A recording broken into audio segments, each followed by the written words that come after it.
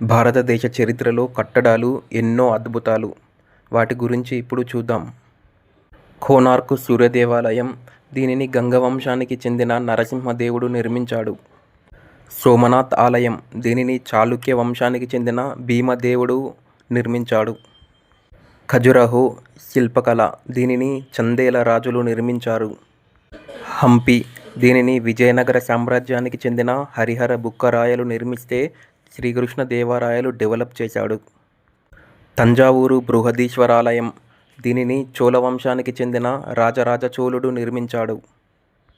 సాంచి స్తూపం. మౌర్య వంశానికి చెందిన అశోక చక్రవర్తి 3వ శతాబ్దంలో క్రీస్తుపూర్వం 3వ శతాబ్దంలో దీనిని నిర్మించాడు. ఎల్లోరా గుహలు. రాష్ట్రకూట రాజు అయిన మొదటి కృష్ణుడు నిర్మిస్తే ఇతర వంశాలు కూడా భాగమయ్యాయి. అజంతా గుహలు ప్రాచీన భారతదేశ చరిత్ర యొక్క చిత్రకళా కేంద్రాలు. వీటిని శాతవాహనులు, వాకాటకులు, గుప్తులు నిర్మించారు. రామప్ప దేవాలయం. కాకతీయుల సేనాని రేచర్ల రుద్రుడు క్రీస్తు శకం 1213లో నిర్మించాడు. మహాబలిపురం. పల్లవ వంశానికి చెందిన మొదటి నరసింహవర్ముడు నిర్మించాడు. 1000 స్తంభాల గుడి.